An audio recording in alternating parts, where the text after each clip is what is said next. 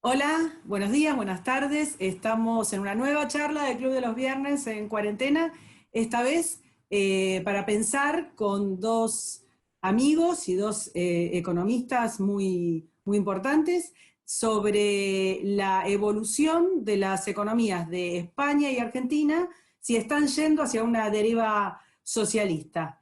Bueno, están con nosotros Diego Barceló, economista, consultor, fundador del Club de los Viernes. Hola Diego, ¿cómo va?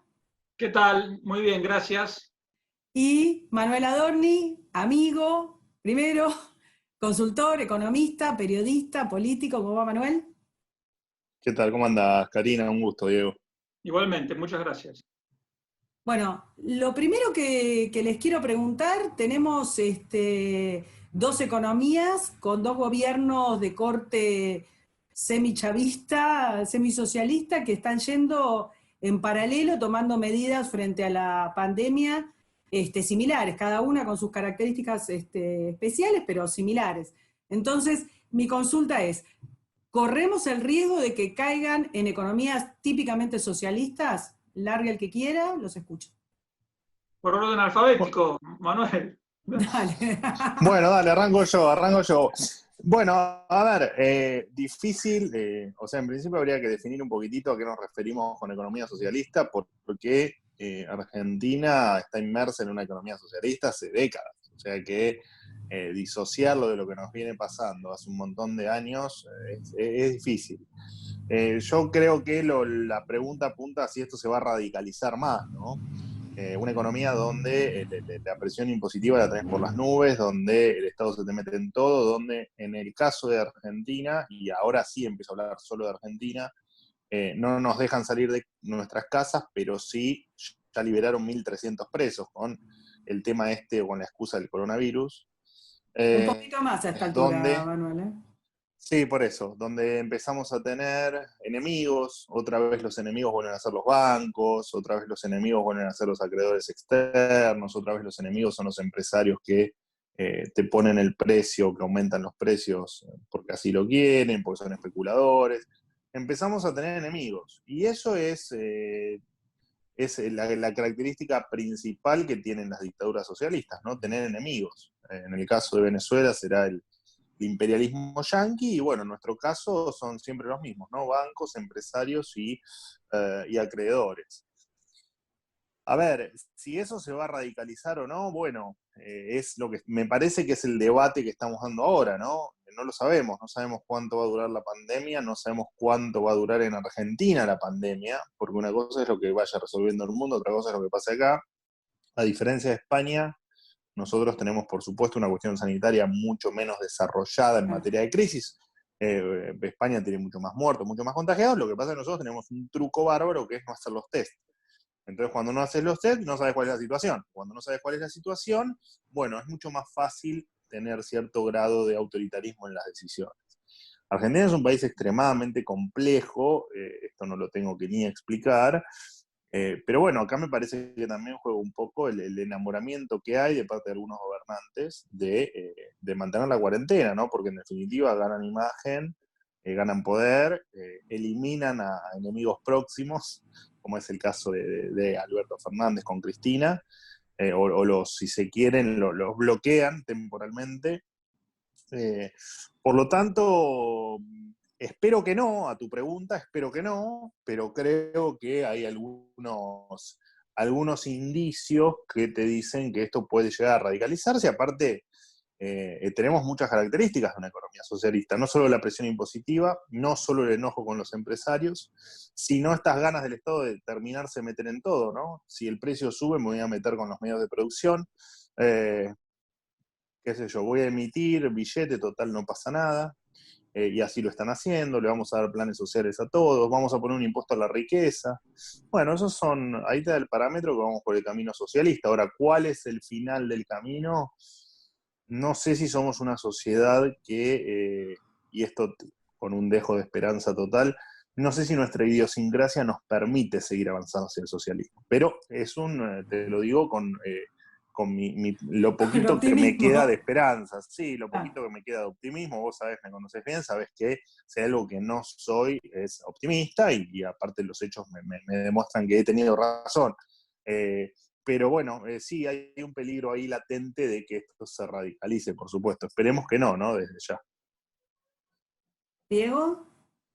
Yo, en el caso de España, no tengo dudas de que al menos una parte del gobierno está trabajando para avanzar en su agenda comunista bolivariana. Tampoco, digamos, hay que tener demasiadas luces para darse cuenta, porque tenemos un vicepresidente autodeclarado comunista, admirador de Chávez, y están todos los vídeos en YouTube que lo demuestran. Precisamente, si hay algo que yo le reconozco a Pablo Iglesias, es que él va de frente. Él nunca ocultó que es comunista, y bueno, y va a lo que va. Y además tiene 4 ministros. La más perjudicial es la ministra de Trabajo, que imagínate, si es una ministra comunista, que tiene que mediar o interceder o arbitrar entre empresas y trabajadores, bueno, evidentemente. Lo que pasa es que han sido muy hábiles, primero para aprovechar, porque ellos tienen solamente el 10% de los diputados. Lo que pasa es que es un número imprescindible para que el actual gobierno se mantenga en pie. Porque si pierde la mayoría, cae el gobierno. No es como en Argentina, que tiene una duración fija el presidente. Entonces, aprovechan esa posición para avanzar en su agenda. Y el problema es que en la confusión, ahora, por ejemplo, plantean, dice, bueno, hay gente que se está quedando sin trabajo, hay gente que el que estaba desocupado no va a poder encontrar trabajo, entonces vamos a hacer una renta mínima o básica, renta básica para todos. Claro, una persona que está desocupada, que no tiene nada, o un pequeño autónomo que está por quebrar, dice, bueno, esto me viene bien. Más allá de crear una enorme cantidad de gente dependiente del Estado, que es uno de los objetivos, hay otra parte que es la siguiente. El déficit fiscal se va a disparar a más del 10% del PBI.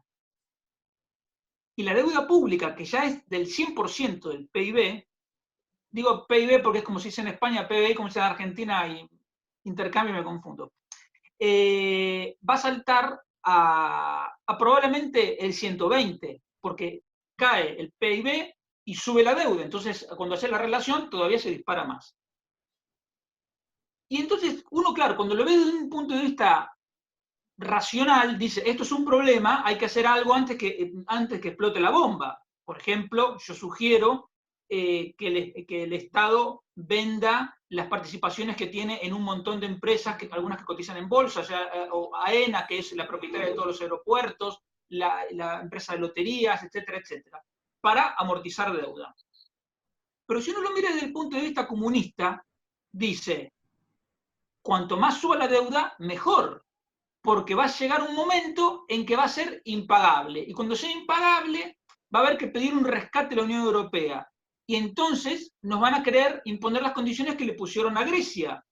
Subir el IVA como al 23% para todo, recortar las pensiones, es decir, un caos. Y entonces en ese caos es la oportunidad para decir, la Unión Europea nos está basureando, nos quiere esclavizar, salimos de la Unión Europea, aíslan, y entonces ya ese es el objetivo final. Entonces, quiero decir, son muy hábiles para disfrazar de medidas sociales o necesarias o la emergencia, etcétera, para ir avanzando en su agenda. Y eso, cuando se junta con la, digamos, debilidad política, o si uno quiere, el cinismo o la hipocresía de los socialistas, porque unos por dejar hacer y otros por, digamos, porque tal vez estén de acuerdo, realmente están avanzando mucho más de lo que se hubieran imaginado jamás que podían avanzar en España.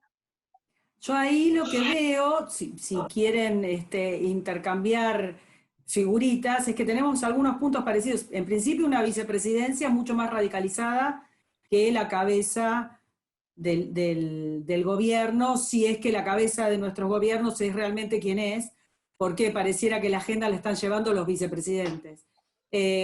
Por el otro tenemos dos circuitos, no sé si responden, obviamente son situaciones distintas, pero los estímulos son similares, que es, ustedes tienen en España el tema del riesgo de la renta universal, nosotros estamos más o menos, hay paquetes de medidas para todos y todas y todes y todos, y no sé si no hay una propuesta, había sonado esta semana, de tener como una especie de subsidio para todas las personas.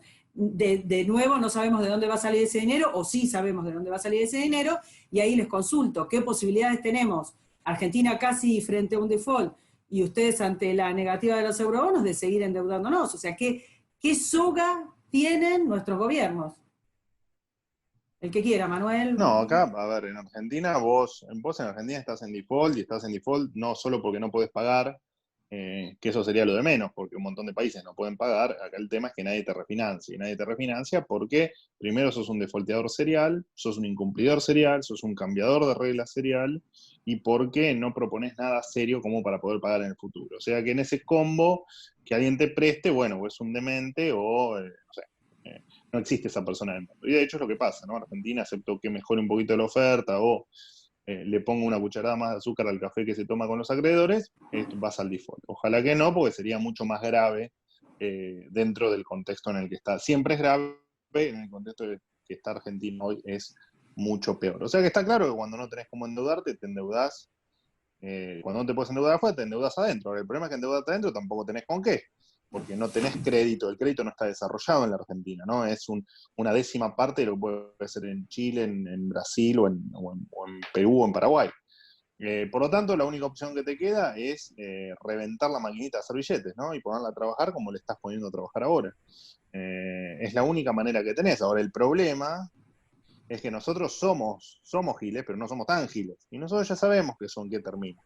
Entonces, como sabemos en qué termina la mega inflación, lo primero o lo que estamos haciendo es, a los que nos queda algún peso, cubrirnos de alguna manera. El argentino se cubre en dólares, el que tiene un poco más de dinero hará alguna operación inmobiliaria y el que no enviará la plata afuera o compra. Y el que tiene menos poder adquisitivo va al supermercado y compra todo lo que va a comprar en el mes, lo compra en un día porque tiene miedo a la inflación.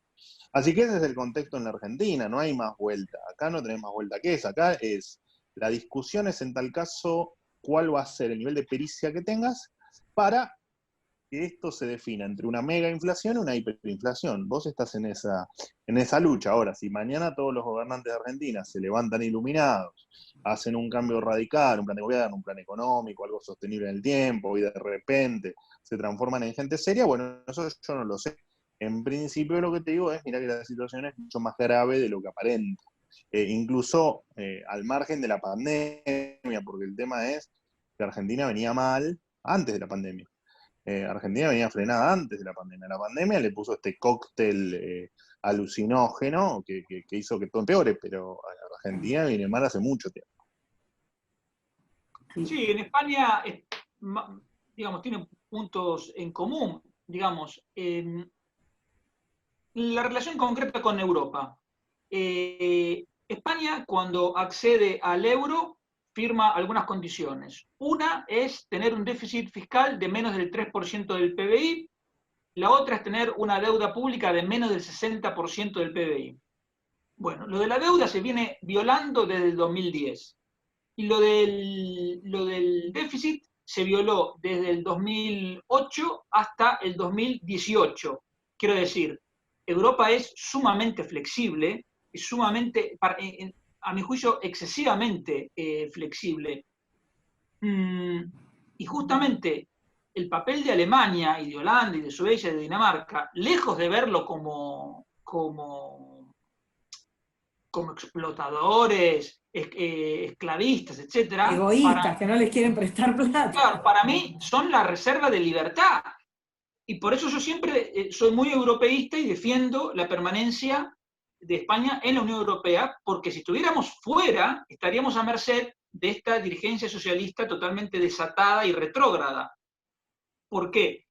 Porque ya les hablé de los comunistas. Uno ya sabe lo que van.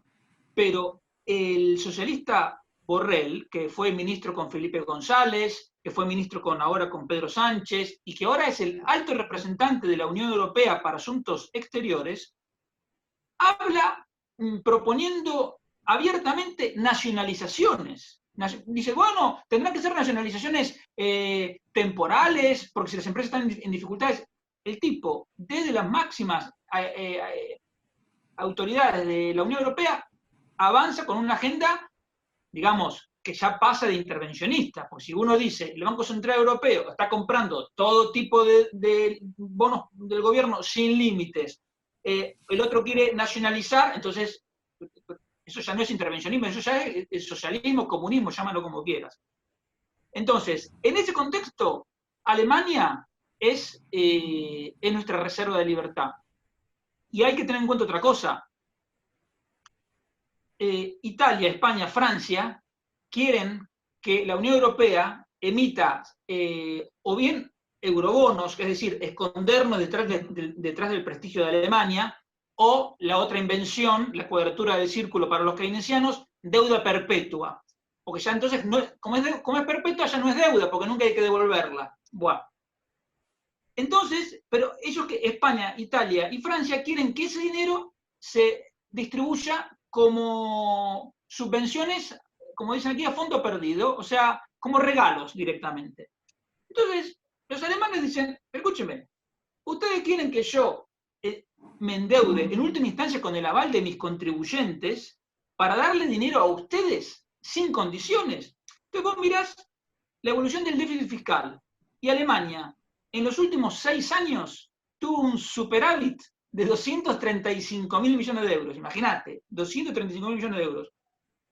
Y España, Italia, España e Italia, exactamente lo contrario, 260.000 millones de déficit. Bueno, y Francia mucho más, 460.000. Entonces, si uno se pone, bueno, y en menor medida, Dinamarca, Suecia, incluso República Checa, han tenido superávit en los últimos 6 años.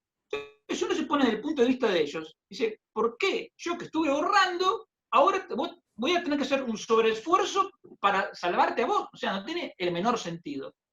Pero digamos, si fuese un tema financiero, lo discutimos, nos peleamos, no hay problema. El problema es que atrás de ese tema viene el tema verdaderamente gordo, que es el de la libertad, porque esto es lo que alienta en última instancia o bien un intervencionismo extremo, o bien con lo que soñarían los comunistas españoles, con el default para tener la excusa de salir de la Unión Europea, recuperar la moneda propia, emitir, etcétera, etcétera.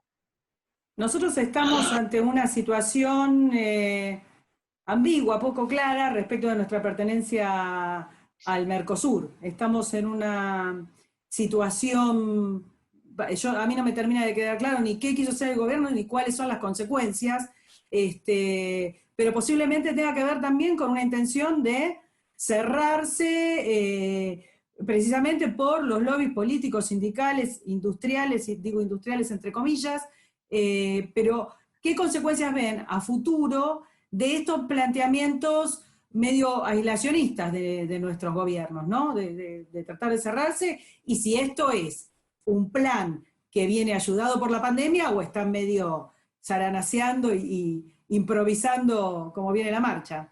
Manuel. Bueno, a ver, la economía cerrándose, yo la veo desde que nací y creo que mis padres la vieron desde que nacieron en Argentina, ¿no? Digamos, después de la Segunda Guerra Mundial, lo único que hicimos fue encerrarnos cada vez más, con esta excusa fantástica de que ¿para qué abrirnos si podemos vivir con lo nuestro? Digamos, no tiene mucho sentido abrirse al mundo, y me parece que eso lo ves sí radicalizado en este tipo de gobiernos populistas, ¿no? Como el que nos toca en este caso en Argentina. Ya se armó lío acá cuando se firmó, después de 20 años, donde todos los presidentes argentinos trataron de intervenir en pos de firmar el acuerdo de libre comercio con la Unión Europea y el Mercosur. Bueno, ahora lo quieren dar de baja. Y ahora, no solo eso, sino que están en contra de que el Mercosur salga a negociar acuerdos de libre comercio con Corea del Sur, con Singapur, con países Con Canadá, mucho más serios que nosotros. Bueno, es razonable lo que hacen, ¿no? En definitiva, tienen esta lógica de encerrarse con la excusa siempre de proteger el trabajo argentino, porque es la frase de cabecera para este tipo de cosas. Yo creo que no tienen no sé si es que no tienen ni idea, no sé si lo hacen a propósito, no sé si lo que quieren es matarnos a todos de hambre para después tenernos que poner un plato de comida y darnos de comer en la boca. No se entiende bien cuál es la filosofía de estos tipos. Lo que sí se entiende es que el mundo ha crecido precisamente por el comercio. Pelearnos con Brasil por el Mercosur, país al que le exportamos la mitad de nuestras exportaciones industriales, país a quien les exportamos el 15%, 16% del total de nuestras exportaciones. Bueno, es lo que viene demostrando este gobierno, ¿no? Este gobierno ha criticado a Trump, ha criticado a Brasil, ha criticado a Europa, y no por, digamos, a mí no me importa ni cómo es Trump, ni cómo es Bolsonaro, ni cómo es España, ni cómo es Italia. Lo que digo es, bueno, o Alemania, digo, los que nos gobiernan eligieron otra línea, ¿no? Que es la línea socialista, la línea chavista, la línea castrista, y claramente eso funciona porque está cerrado al mundo. El populismo necesita dos componentes para funcionar. Uno es plata, que hoy el populismo argentino no la tiene, y el otro condimento es encerrarlo. Bueno, eso lo pueden hacer, y lo pueden hacer fácil, rápido, y me parece que es, en tal caso, la idea, ¿no? Después la plata, bueno, veremos, porque ese es un tema complicado, porque el populismo en Argentina siempre nació y creció y se consolidó con plata. Sí, sí, Porque en le época de robabas al bonanza. campo, o porque tenías energía, o porque tenías reservas en el Banco Central, o porque tenías siempre algo, o la caja de jubilaciones, siempre algo tenías para financiarte. Bueno, y eso no lo tenés. Y de hecho creo que es parte de la desorientación que tiene el gobierno, ¿no? El no tener caja hace que, bueno, las decisiones que tome, decisiones que nunca tomaste, o al menos no este tipo de gobierno populista, ¿no? ¿Diego?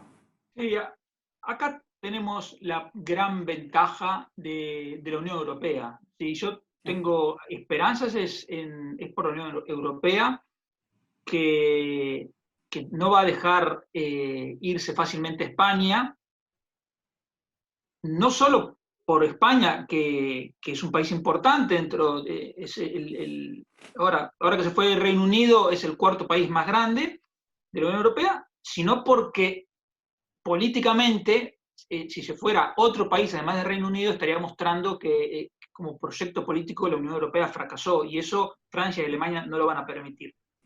Entonces, esa es digamos, nuestro escudo de defensa.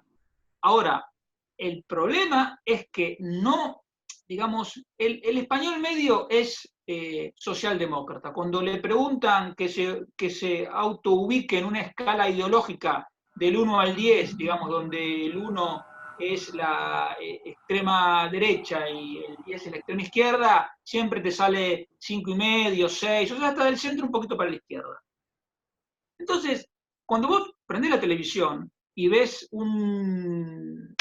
que le preguntan a la gente en la calle qué propuesta, hay cualquier tipo de problema, siempre lo que pide la gente son dos cosas: subsidios y regulaciones. Siempre, es matemático. Eso fue lo que a mí más me llamó la atención cuando vine a vivir acá hace 20 años, porque en Argentina es impensable, porque el subsidio, el gobierno no va a tener guita para pagarlo, y la regulación no se va a cumplir, entonces no tiene ningún sentido pedirla.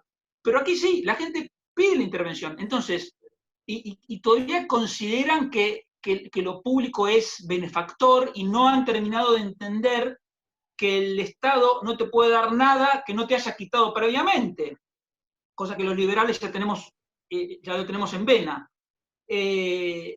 Entonces, hay una contradicción porque al mismo tiempo la gente en España es muy europeísta. Cuando tú le hablas de irse a la Unión Europea, no, porque saben que esto es algo, no sé, que funciona, que nos ha dado libertades, etc. Entonces, veo esa contradicción entre la gente que no demanda soluciones de mercado, que tampoco veo que esté especialmente preocupada, que a lo mejor esta idea de que hay una parte del gobierno avanzando en una agenda bolivariana le suena más bien como un cuento, como una exageración, y ya te digo, y al mismo tiempo la idea de que se da cuenta que la cosa así no funciona, porque la gente no es tonta. Si tenés una peluquería, no te la dejan abrir, el gobierno te dice que te va a pagar y no te paga, entonces la cosa no va. Les quería consultar respecto de esto. Nuestras cuarentenas se van alargando. son creo que de las más rígidas del mundo, no solo el mundo empieza a soltarlas, sino que casi nadie tuvo cuarentenas de este nivel de rigidez. Creo que España y Argentina han sido de las peores. ¿Ustedes creen que nuestros gobernantes se enamoraron de esta forma de gestionar? Y en ese sentido, ¿cómo imaginan que puede ser soltar el poder que la epidemia y la crisis y el estado de excepción les dio, si es que pueden soltarlo? A ver, que se enamoraron, seguro que se enamoraron. Acá igual guarda, porque no mandan los decretos, ¿no? Al menos en Argentina no mandan los decretos ni las fuerzas, manda la gente. En el 2001 tuvimos una medida peor, que fue el estado de sitio, que duró 24 horas, ¿no? Porque Sí, la sí. gente no estuvo de acuerdo, salió a la calle, pum, se terminó el gobierno. Acá evidentemente tenés una buena parte de la sociedad que puede que no sea la pyme y puede que no sea el cuentapropista, pero hay una buena parte de la sociedad que está de acuerdo con la cuarentena. Por algo funciona, ¿no? Si no, no funcionaría, no habría forma de que funcione. Ahora, que se enamoraron, seguro. Y tanto se enamoraron que llegaron a esbozar, el presidente de la Nación llegó a esbozar que 10 puntos más de pobreza no le molesta. Bueno, partiendo de esa base, no tengo mucho más análisis para hacer. Evidentemente, entraron en el falso dilema de salud o economía, cuando en realidad es salud y economía, ¿no? Son las dos cosas. Y acá lo que te va a pasar, al menos en Argentina, y en España tal vez la situación o la base de arranque es diferente, la base de iniciación, pero vos en Argentina arrancaste antes de la pandemia con un 35 o 36% de pobreza. Por lo tanto, esta pandemia te va a dejar en un 60%. Ahora, ¿cuánto más margen tenés para el tipo que no come, que ve a sus hijos que no comen, decirle quédate en tu casa? Cuando tenemos un conurbano bonaerense con 12 millones de tipos que está a punto de explotar. O sea, acá el problema que tenés es un problema social grave que te va a hacer que en algún momento, en el cortísimo plazo, tengas que empezar a tomar decisiones. Porque lo que te va a pasar es que la cuarentena no te va a servir para nada. De hecho, acá hay pueblos en el interior que no se cumple la cuarentena. Pero no se cumple por varias razones, ¿no? Porque la gente no le perdió el miedo y aparte porque la gente tiene que comer. Entonces, cuando la gente tiene que comer, no importa la cuarentena, no importa el coronavirus, no importa nada. La gente va y encara y trata de comer. Y me parece que es en la lógica en la que se metió este gobierno, de la cual no puede salir, ¿no? Porque el gobierno fue claro, dijo, la salud está ante todo, y 10% de pobres más no me interesa. Sí, como si la Bueno, pobreza fíjate además por qué, no implicara problemas de por eso, salud, problemas de desarrollo, millones de cosas. fíjate porque me da la sensación que el tipo que no tiene para comer va a ponerse un poco molesto.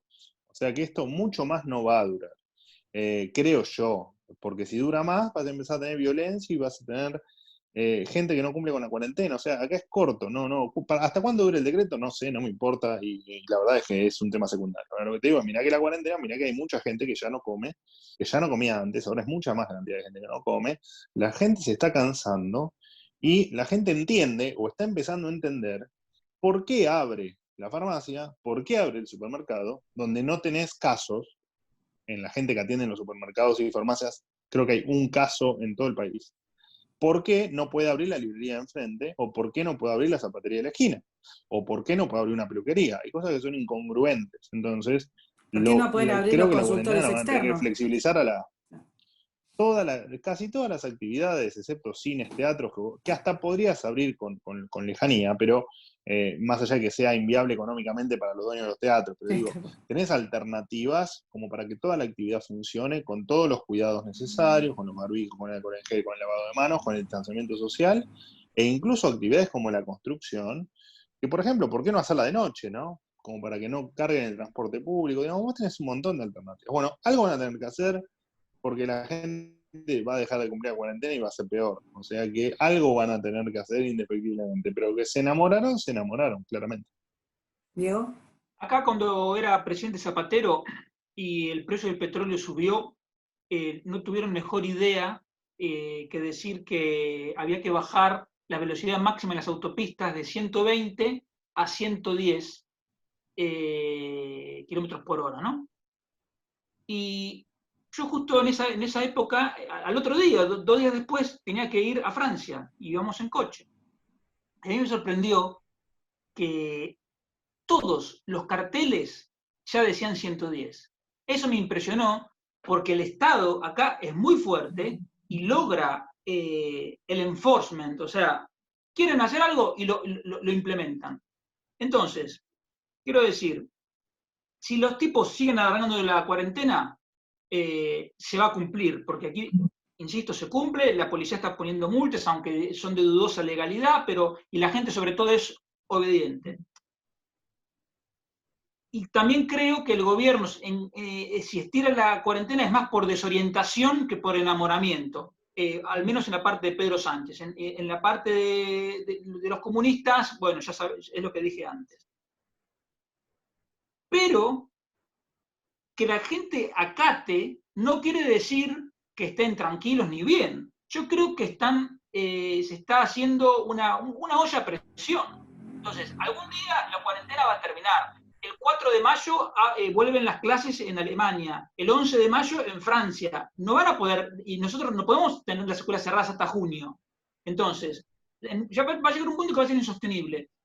Y cuando sea insostenible y se abra la cuarentena, yo ahí no sé qué es lo que puede pasar, porque cuanto más tiempo pase, más gente va a estar quebrada, va a haber perdido todo. Hay pequeños empresarios que han perdido la empresa, se le han muerto familiares, hay muchos mitos que aquí nos tenían convencidos, bueno, a mí no, pero digamos, el lema era que teníamos la mejor sanidad del mundo, el mejor sistema sanitario del mundo. Y resulta que tuvimos los médicos atendiendo con bolsa de basura porque no tenían ni barbijo, ni mascarilla. O sea, en los test el propio gobierno mandó a la OCDE datos truchos. La OCDE los publicó creyendo que eran datos verdaderos. Y entonces el gobierno dijo, mirá, la OCDE dicen que somos buenos. Creo que así son tus propios datos truchos. Bueno, una cosa de loco. Después, enseguida, por suerte, con internet, todas estas cosas... es un poco lo que pasa acá, ¿no? Claro, se descubre rápido. Un poco lo que pasa acá. Claro, se descubre rápido y entonces queda descubierto. Pero yo no descartaría esa variable. La gente está cada vez más caliente y cuando se termina la cuarentena es como un dique que se abre y el río no sé hasta dónde puede llegar.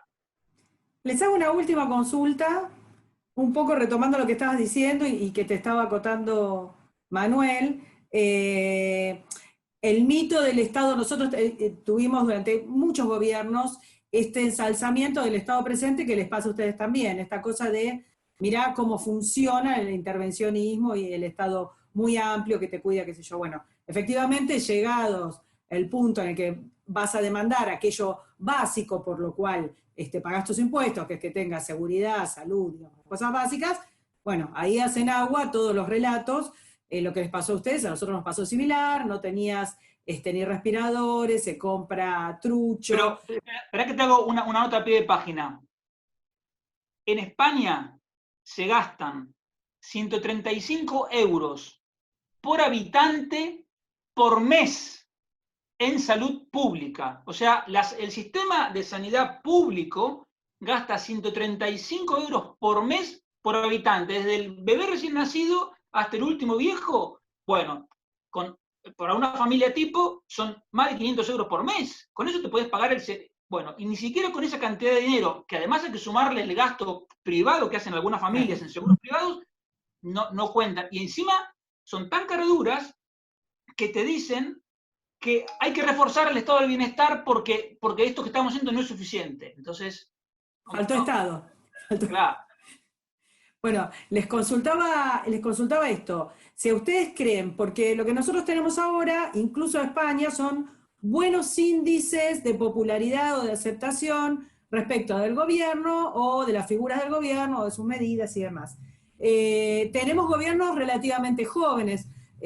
Hace muy poquitito tiempo que asumió Alberto, Sánchez un poquito más, pero tampoco mucho, y eso puede tener que ver, digamos, entre el apoyo a la gestión, el miedo y demás, más que son gobiernos jóvenes, quizás eso explique la parte del apoyo. Y quizás no, quizás tenga que ver con lo que dice Manuel y con lo que decías vos. Son ciudadanías muy acostumbradas a depender del Estado y a pensar en un Estado muy paternalista. Ahora les consulto para cerrar, como ustedes ven el panorama, digamos, no socialista y de izquierda, que es lo que nos está gobernando, si piensan que post pandemia puede haber un resurgir de este cuestionamiento al Estado al Estado benefactor y en ese sentido quizás un resurgimiento liberal. Manuel. A ver, difícil, ¿no? Difícil. Difícil porque en Argentina hemos pasado gobiernos militares, hemos pasado hiperinflaciones, hemos pasado gobiernos radicales, peronistas, más o menos. Y la verdad es que nunca lo logramos resolver. Y la realidad es que hace 20 años, cuando uno mira los números, el Estado cada vez fue más grande. Y la gente siempre pide más Estado, ¿no? Y me parece que es un poco la... Y el hartazgo en tal caso que hay contra el Estado presente, que en realidad no es contra el Estado presente, ¿no? Es contra si me sacan el 70% de lo que gano para la nada misma, para mantener vagos o para mantener cuestiones que no me importan o que no me devuelven nada a mí, y con el 30% que me queda, tengo que salir a contratar todo lo que no me da el Estado, tengo que salir a contratar seguridad privada, medicina prepaga privada, educación privada para mis hijos, bueno, pierde todo valor el aporte impositivo y el Estado presente. Y yo creo que ese hartazgo estaba antes de la pandemia. ¿Qué va a pasar después de la pandemia? No lo sé, porque no sé cuándo termina la pandemia, por lo tanto hacer futurología es difícil. Sí, acá déjame volver a pecar de optimista. Yo creo que esto va a un desastre en la economía argentina, va a ser un desastre y un colapso. Vas a tener miles, cientos de miles de personas sin trabajo, vas a tener un montón de miles de empresas fundidas, y vos sabes muy bien que en Argentina es muy difícil rehacerte, porque no tenés crédito, porque no tenés demanda, porque no tenés Ni ahorro, moneda ni ahorro. y porque si tenés algo, en tal caso no puedes ganar plata, porque el Estado se la queda, y en tal caso si podés ganar plata, vienen los sindicatos y entre los juicios laborales y la presión sindical te funden. Entonces es muy difícil rehacer las empresas en Argentina, los emprendimientos. Entonces creo que con el nivel de emisión monetaria que están teniendo, creo que con el aumento impositivo que van a hacer y que están haciendo algunas municipalidades con el campo, como la municipalidad de Castelli, con el impuesto a la riqueza que quieren tratar la semana que viene en el Congreso, me parece que esto no da para más. Y creo que, y ahí sí vuelvo al origen de la charla, me parece que o se van a radicalizar y listo, y vamos a eliminar a los ricos y seamos todos pobres, que es la meta venezolana o la meta cubana, o vamos a reformas en algún ámbito, ¿no? Y la poca esperanza que tengo es que algunos sindicatos, por ejemplo, han pautado algunas rebajas salariales para la pandemia. Me parece que la gente que no es empresaria, que no contrata gente, se empezó a dar cuenta de lo importante que son los empresarios, de lo importante que son las pymes y de lo importante que es que esos negocios sean sustentables y que sean redituables para que puedan contratar gente, invertir. Me parece que la gente, no lo sé, pero espero que la gente tome conciencia de lo que significa el sector privado para un país, que en Argentina estaba bastante venido a menos, en el sentido de la opinión pública, ¿no? El que te salva es el Estado, no es el mercado, es la frase de la pandemia en Argentina, no sé en España, pero en Argentina esa es la frase. Y me parece que eso, hasta soy cruel. Si ahora con esto no aprendemos más, estamos condenados a ser Venezuela. En España, lo normal es que la ineptitud en el gobierno de los socialistas se contara en número de desocupados. Esta ocasión es inédita porque además de desocupados se está contando en muertos. Entonces, un gobierno que ha mentido con lo que les decía recién del dato de la OSDE, que ha comprado test que no funcionan, que ha mentido al respecto, que hay un portal de transparencia que lo ha deshabilitado para que la gente no pueda pedir información al respecto. Bueno, y encima de todo eso, con resultados paupérrimos que se cuentan en muertos, porque digamos, a priori no había ningún motivo especial por el cual España tuviese que ser el primer país del mundo con muertos cada 100.000 habitantes. En los últimos días creo que Bélgica nos pasó, pero da igual.